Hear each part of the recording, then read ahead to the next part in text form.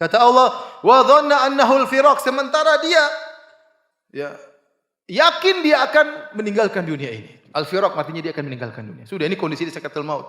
Wa dhanna annahu al-firaq, maka tatkala dia akan meninggal dunia, terbuka pandangannya melihat macam-macam. Dia akan melihat malaikat, dia akan melihat ini, melihat anu. Wa dhanna annahu al-firaq, dan dia yakin dia akan meninggalkan dunia ini. Waltafatis saqu bis-saq, maka bergabunglah betis dengan betis. Betis dalam bahasa Arab bisa artinya betis asli, bisa artinya sak, itu adalah ungkapan bahasa Arab untuk menunjukkan kedahsyatan kesulitan. Sehingga para ulama menafsirkan ayat ini juga beberapa pendapat. Tadi mengatakan wal tafatis saqu bisak, tatkala kakinya sudah ditempetkan kanan dan kiri, sudah kering, ditempetkan, diikat dengan kain kafan. Wal tafatis saqu bisak. Kita semua akan demikian. Tidak bisa lagi kita majukan, mundurkan, digabungkan, diikat dengan kain kafan.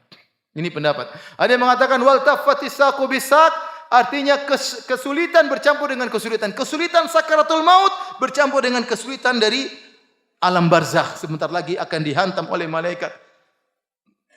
Sebentar lagi akan dipukul oleh malaikat. Sehingga bertumpuk-tumpuk kesulitan tatkala itu. Wal tafatis saqu bisak. Itu hari yang sangat dahsyat. Orang yang akan meninggal dunia sementara dia dalam kondisi kafir, dia akan merasakan kesulitan yang amat sangat.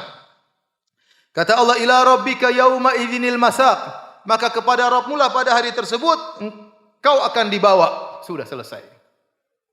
Sebenarnya Allah mengatakan, ayat ini menunjukkan orang tatkala akan meninggal dunia dia akan melihat apa yang terjadi padanya. Dia lihat malaikat datang, malaikat maut yang mengerikan, kemudian dilihat neraka di hadapannya. Ya, makanya dalam satu hadis kata Nabi sallallahu alaihi wasallam, man ahabballaha liqa'ahu ahabballahu liqa'ahu wa man kariha liqa Allah karihallahu liqa'ahu. Kata Nabi kepada Aisyah, barang siapa yang suka untuk bertemu dengan Allah, Allah pun suka bertemu dengannya. Dan barang siapa yang benci untuk bertemu dengan Allah, maka Allah pun benci bertemu dengannya. Maka Aisyah berkata, ya Rasulullah, bagaimana? Kulluna nakrahul maut, kita semua tidak suka mati. Kata Rasulullah, bukan begitu wahai Aisyah. Maksudnya seorang akan meninggal dunia, kalau seorang mukmin akan meninggal dunia, busyira, maka diberi kabar gembira tentang kebahagiaannya, tentang surganya, maka dia ingin segera meninggal dunia supaya bertemu dengan Allah Subhanahu wa taala. Adapun orang kafir, pelaku maksiat, maka tatkala akan meninggal dunia akan dilihatkan bagaimana azab yang akan dia rasakan, hukuman yang akan dia rasakan, maka dia benci untuk mati, semakin tersiksa. Itulah maksud dari hadis ini. Sehingga dijadikan oleh para ulama firman Allah, ila rabbika yauma idzinil masaq, maka pada hari tersebut dia akan dibawa sesuai dengan aturan Allah. Sebelum dia meninggal dia sudah melihat berbagai macam kondisi yang buat dia ketakutan. Kata Allah Subhanahu wa taala, fala saddaqa wala shalla. Dia waktu di dunia tidak pernah bersedekah atau tidak pernah membenarkan Allah dan Rasulnya, wala shalla, dan dia tidak pernah salat. Abu Jahal dan teman-temannya. Walakin kadzdzaba wa tawalla, akan tapi dia mendustakan dan berpaling. Tsumma dhahaba ila ahli yatamatta, ini sikapnya di dunia. Inilah kalau dia meninggal begini, di dunia kayak apa dulu? Dunia dulu tidak pernah membenarkan. Selalu mendustakan, berpaling, dibacakan ayat Allah berpaling, tidak pernah mau salat, tidak pernah mau sujud, sombong angkuh. Tsumma dhahaba ila ahli yatamatta, kemudian dia berjalan menuju keluarganya dalam kondisi yatamatta, sombong dan angkuh, sudah tidak salat, tidak beriman, mendustakan agama, berpaling, sombong lagi. Aula laka fa aula, celakalah bagimu. Ini ungkapan aula artinya celaka. Celaka kepada engkau. Summa aula laka fa aula, celaka bagi engkau, celaka bagi engkau. Allah ulangi aula 4 kali. Celaka, celaka, celaka, celaka.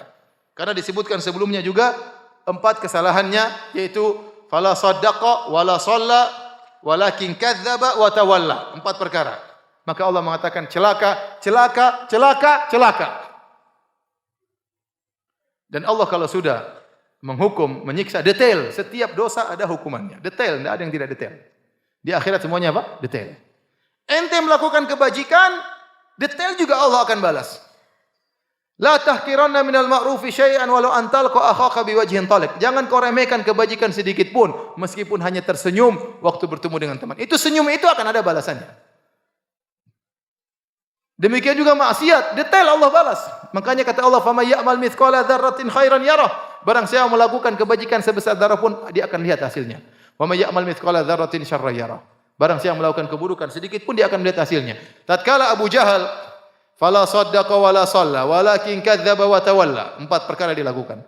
Dia tidak membenarkan, dia tidak salat, dia mendustakan, dia berpaling. Kata Allah, aula laka fa aula, thumma aula laka fa aula. Celaka engkau, celaka engkau, celaka engkau, celaka engkau.